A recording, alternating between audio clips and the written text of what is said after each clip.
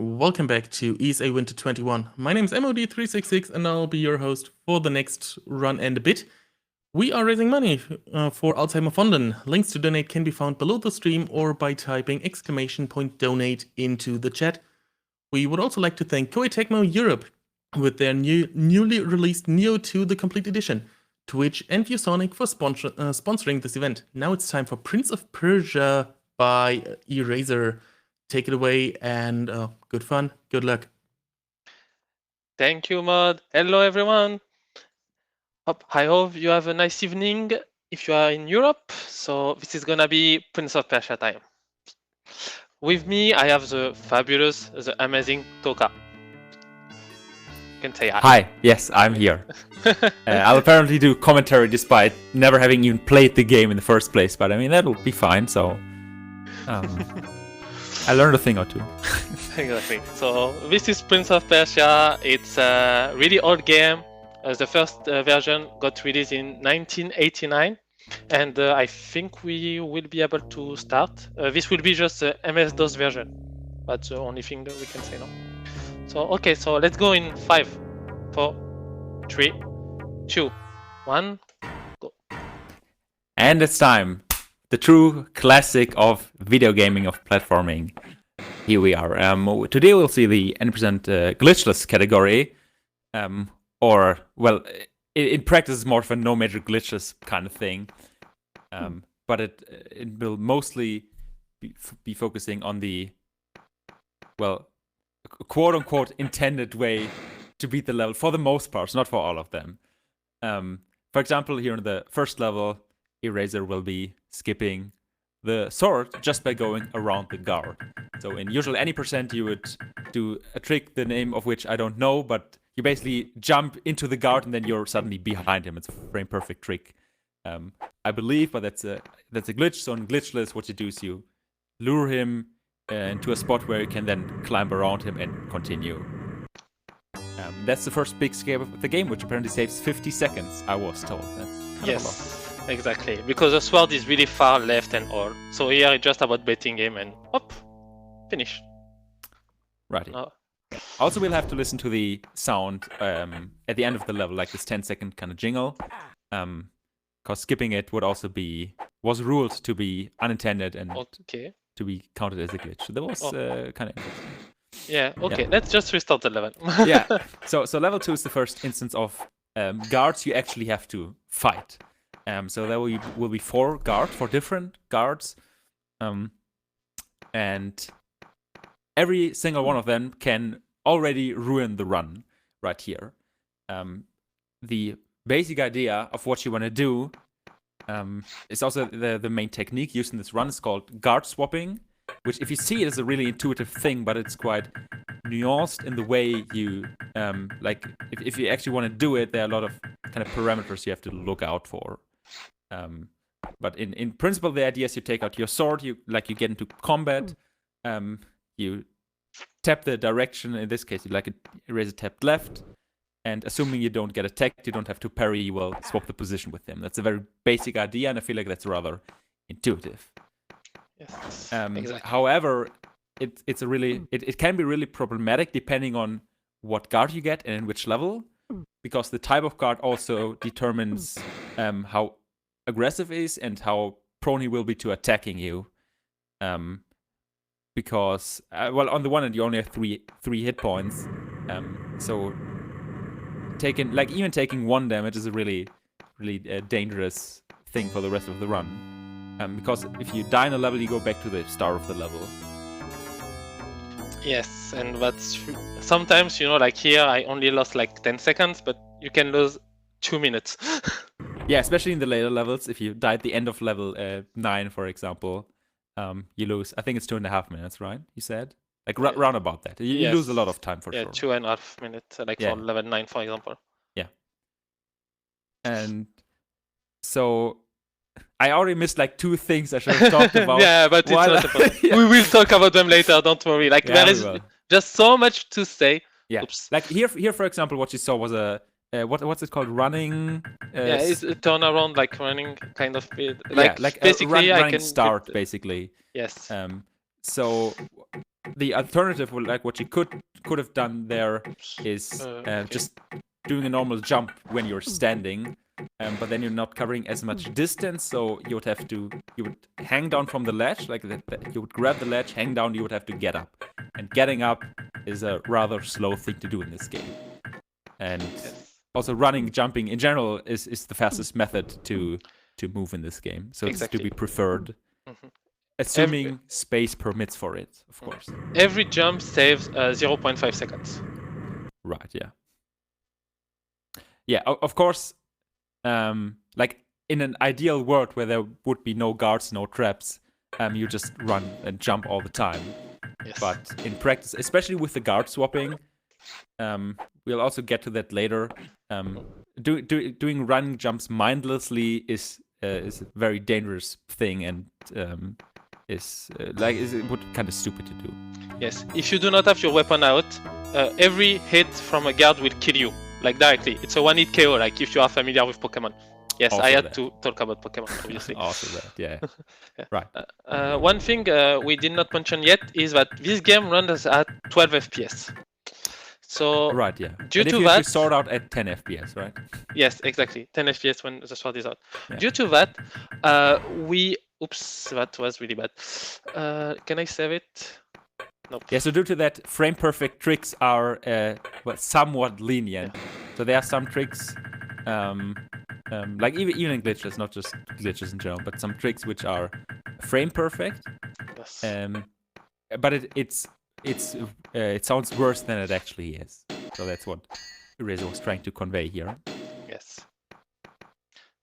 So here I was a little bit careful because that guard was not acting correctly, and I did not want him to follow, because when he follows, it's a huge time loss, and if you are not careful, you will die. So here is a guard that often wins the run. Yeah. So this guard is critical because he's at the exit of the level. Like that door in the background, that's how we exit the level. And in particular, what will happen in like 5 or 10 seconds from now is something which will bring the prince's health down to 1. So every hit in combat, even with the sword out, will kill you, and you'll be back at the start of the level, like right there. Yes, your shadow was created. Something was created, apparently. I wouldn't know about it. But you go through this portal, you end up at 1 health, and you'll have to swap with this guard at 1 health. So you'll have to be really careful and set him up properly when you get there, like when you pass through that room the first time. That's also why it's a dangerous guard.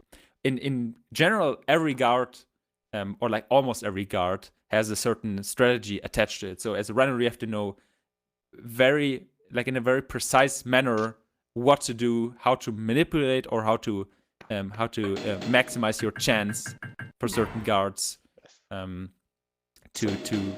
be able to swap with them successfully. This room is something you would never see in an any % run. Yes, so see, this is But a this is a life marathon. upgrade potion, but your shadow actually steal it from you. I Yes. cried when I was little. For real. Yeah, I wasn't sure whether to mention that. Oh yeah, you should. Like, Okay. just how terrible it is. Yeah. So yeah, it just steals insane your life backstab. upgrade. Yeah, it steal it. Your own shadow betrays you and takes your life upgrade potion. Oh my god. Okay. Yeah. But as we said, it's just for the marathon. It's just funny lore, but not relevant for the speedrun itself. Yes. So see, your shadow got created, and now it already did that. So mean. Yeah.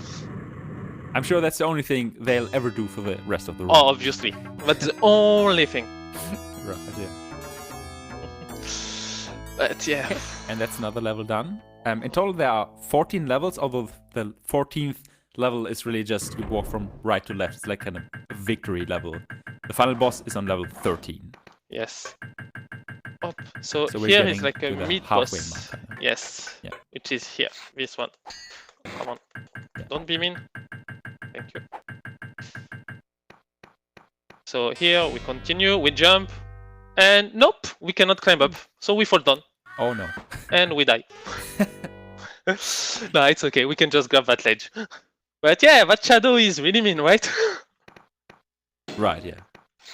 Yeah, so level 6 was rather short and somewhat simple aside from this mini boss in the middle, which is actually kind of tough to fight in casual, but you can just swap with him and leave this category. Also, something to mention that, well, first of all, chompers are a joke in this category, or in the run. Chompers are a joke. They look way more scary than they actually are once you know their timing. Second of all, this level is pretty rough, is what Eraser call it, and you may lose a lot of time. Yes. Mostly because, like, correct me if I'm wrong, but mostly for the combinations of guards and chompers, which makes the timing on a lot of movement like extra delicate, and also the sheer amount of guards you have to face. At least that's the gist I kind of got. Yes, like you have 3 guards in this level. You have a turnaround that will be really close. So, right. Like that, I will actually fail because I was scared of falling down. Yeah. Because I already lost some time on the level. Right. That's also something we didn't talk about here. The turnaround. It's a very basic technique. It's also very intuitive, where you just kind of run and change direction. And the prince will do this movement, which you saw there, that he kind of slides for a bit and then changes direction in kind of smooth manner. And if you do that close to a ledge with good timing, 1/3 that happens. If you do it close to a ledge with good timing, then you will automatically fall down the ledge. It's unsurprisingly a lot faster than going to the ledge like slowly, like doing slow, safe steps towards it and then pressing shift to climb down or something. Of course, it's also risky because if you mess up the timing, either you don't fall down at all or you fall down without grabbing a ledge and fall to your death. So it's just kind of timing you have to get used to. The kind of precision that characterizes this whole run, I would say. I agree. Because you don't only have frame perfect tricks, but also pixel perfect setups. For example, for guards, to have a good chance to swap with them or so on. And that's also side note. That's also the reason why I'm commentating, because if you want to show off a good run of this game, you'll have to focus a lot, really, due to all these precise setups and the and also having to adapt to the guard, like observing how a guard acts and how to react to him, to basically not die. So that's very heavy on focus, like concentration. Yeah, definitely. So that's why I'm stepping in. Level 8. The enemies up top. Intended mechanic that if you run in this level, that you that they notice you, like they hear you, and once you get to the top level and would face them, you will be at a disadvantage if you don't know what's going on. Sadly, we are speed, so we can't really care about that. For this guard, like you saw, we were running. He swapped to the right side, the side at which we'll approach him. And if you don't know that the guard is now there and watching you, you run into the next screen, you will die instantly. Because before you can get your sword out, he attacks, and as Eraser mentioned already, getting attacked without with your sword not drawn means you die instantly. Do we have time for a quick donation? Sure, please, go for it. Wonderful. We have $10 from Gollum from Sparta saying, "Hey ESA, I love watching the event and I hope Prince of Persia will be amazing." Well, it has been so far, so I'm really certain it will be for the rest of it. If only you could go back in time when you ruin a good speedrun. Keep the good work. We also have $5 from Jander saying, "Had to donate on one of my favorite games of all time, and the game who got me in game dev." So thank you very much for those donations, and back to you guys. Yeah, thank you. And one thing we could have mentioned there at the end of level 8 is something called mouseless. So usually what's supposed to happen there with this very last gate, like on the top level there, is that you're too slow, the gate closes, and then a mouse appears, steps on the button, and opens the gate for you. However, if you're speed and you're good at the game, you can beat that gate, meaning the mouse will not have to help you. Help you get out. So that's mouseless. Just one thing to mention there. Level 9, very fun level, very precise level. Yeah, see, like for example here, I tried to jump and grab the ledge, but I was like a few pixels too much to the left. So yeah, you have a set running distance. Like every running step basically gives you the same distance. So you have to be careful when you jump. I'm dead. I'm not dead. Okay, sorry. Right. So yeah, like you have to be careful about what is your starting position, etc. Like I could not stop just right on the edge with the position I got. Right. Yeah. Yeah. Also for the guard swapping, something I think I didn't mention. Of course, once you swapped and you put away your sword and you leave, that's when you're the most vulnerable, because when you get hit, like after swapping when you want to leave, that also would be a one-hit KO. So you have to make sure to distance yourself sufficiently much from the guard, such that a sword hit from them won't hit you again. So that's also something to keep in mind when you want to do guard swapping, without dying afterwards. Really, it would be kind of favorable. I feel like there another nice turnaround you saw there, and another one here. Actually, I feel like a lot of the mechanics in this game, at least on a superficial level, are somewhat intuitive. Like you look at them and you're like, yeah, that makes sense. But when you actually want to think about them in more depth or want to investigate them in detail, things become exponentially more complicated. That's at least how I felt when I asked all these questions, like, actually, can't you do this and that, or why are you doing this, and so on. Yeah. Small strat there at the end. If you fall down from the tile, assuming you have more than 1 health, so the fall damage doesn't kill you, that's faster than like going down safely. Yeah. I'm just glad that I did not die at the end, because I took a hit. Usually I damage boost through the last guard, so I kind of have to adapt a little bit. Right. He Yeah. was not supposed to hit me, but it's okay. Yeah, that's fine. Here another example of, like I was just crouching, so that guard up is still facing left because he did not hear me. Yeah, he didn't notice us because of the crouch. I mean, that also would have been the intended way that's actually in the previous level, but there we didn't have to care about it. Here we do. Like here, there's no way. If the guard spotted you, there's no way to survive once you get up like this. Just too little distance between the guard, you, and the ledge behind you. Okay, so this guard we have to kill to activate the lever up top, and then the level is almost over already. Progressing kind of quickly through the game. To play correctly here, but there will be one more guard at the bottom, and oops, I wanted to get a running jump, but I did not. It's okay. Yeah, that's fine. No. Okay. So yeah, one of the issues with the game also being 12 FPS is that sometimes a lot of your inputs will be buffered, even when you don't want to. Here, for example, my left one was buffered too much compared to what I wanted. Right. Yeah. So I got really scared. Yeah, but actually, once the animation starts, where the prince enters the door and walks up the stairs, and that's the moment you become invulnerable. Yeah. So once you kind of start to leave, you don't have to worry about the guards anymore. So that's kind of nice. They could have also done it differently, I guess. Would be not as funny. One thing for the doors, like a very basic techniques I didn't mention, but happened quite often already, is that you want to running jump through gates. The reason for that being, especially when they're in the process of opening, the reason for that being that when you do a running jump, the prince's hitbox is smaller, especially up top, so you can pass through a door even if it's not fully open yet. Just because your hitbox is reduced, it's kind of the idea.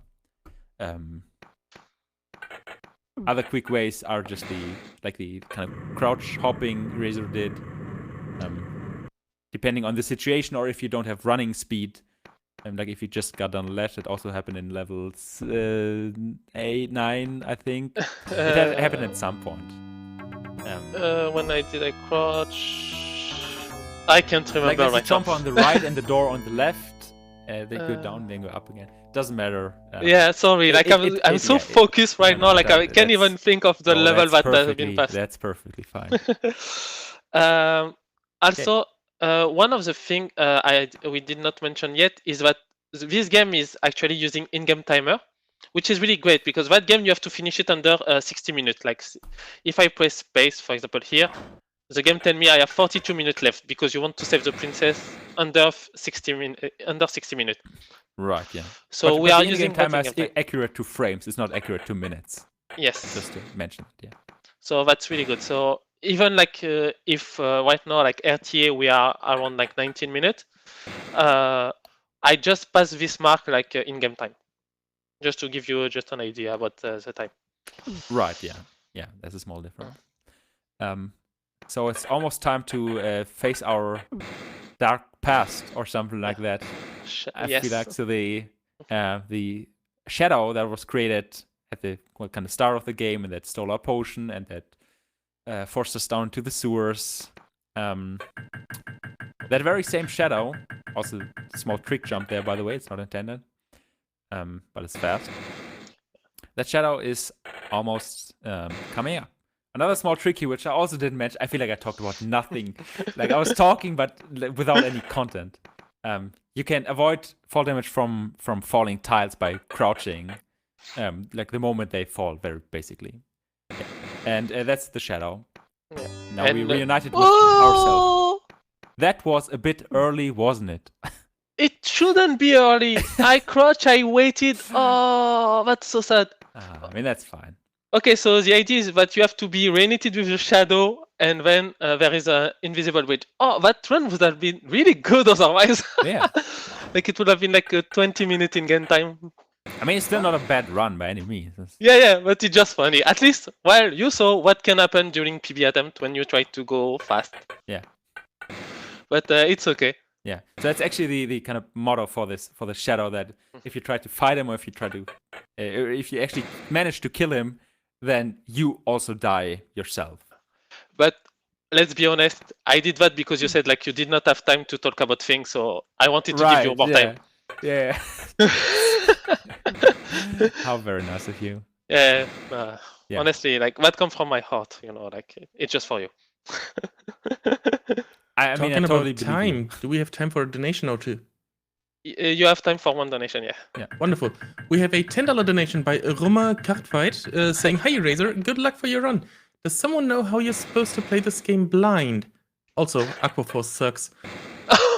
Thank you very much for that donation. Yeah, thank you, Roma. I will not forget what you just said. So yeah, Aquaforce is the Vanguard clan, and I'm playing that card game. So up. So we have to do this normally. Let's wait. Here, merge is over, so I can just run, and the bridge will appear. Right. Yeah.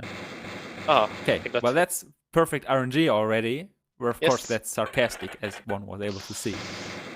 So of course the goal is to avoid the falling tiles, not because of the HP really, but because of the time, because it loses like a second or two, round about that. And the tiles which fall are random, so that's not cool. Final boss time, anyway. Very intense fight coming up, and we win. That was cool. Yeah. So that's when in-game time finish, but since this is real time, we will continue until we save the princess. Sure, yeah. So which will get be in ready like on time. 10 seconds or so. Yeah. So you can get ready on time. Up. Another running jump. Could nicely see the door was fully open and time. Okay, 22:53 on my timer. Yeah, without that death, it would have been really good. Like it would have been like only plus 2 minutes compared to PB. Yeah. So yeah, my PB is 18:32, which is 1 second behind world record. By Higlak, I think he's in chat as well. So yeah, the tyrant Jafar lies dead, his power shattered. Throughout the land, the people of Persia held their princess, and the brave youth who saved her from the forces of darkness. No longer a stranger, he shall from this day forth be known as Prince of Persia. So yeah, that was enjoyable. Sorry for the death at the end, and yeah, thanks for watching, everyone. How That dare was you be really nice. 8 minutes underestimate? You should Right. be ashamed of yourself. So yeah, when I submitted this, my PB was 20 minutes, but I had consistency issue. Since then, I practiced a lot, and yeah, I did not go over 24 minutes basically like in practice. So that was pretty sure. So here you can see like the leaderboard for the end. So yeah, thanks for watching, everyone. That's really great. Thanks CSA for having me this year again. That was enjoyable. I love this game. I love this run. This one gave me the pleasure to speedrun again. So that's awesome. Shoutouts to Toka, obviously. Thank you very much for this, because without you I would have been lost. Sure thing. Thanks for all the support I got. Welcome to Ankid, and Salmon Pizza is life. And don't forget to donate if you can, or continue watching the stream anyway. Watch ads and all. So yeah, shout out to the pop community as well. And yeah, I think that's all for me. Do you want to add something, Toka? No, I'm good on that. Thanks for having me. Thanks for teaching me the ways of this game. Although I'll never run it, but it's still nice to being able to support you on this one. Wonderful. I do have one last donation for you. $15 from Curly, saying shout out to Eraser for being a great leader in the Prince of Persia community and for the great run. Pizza date sometime, I'll bring the salmon. Thank you very much for that donation. And with that, Thank you. Thanks for the run as well. And we are off for a very short intermission. And after that, we've got some Yakuza 3 by Rubber Dragon for you. So stay posted.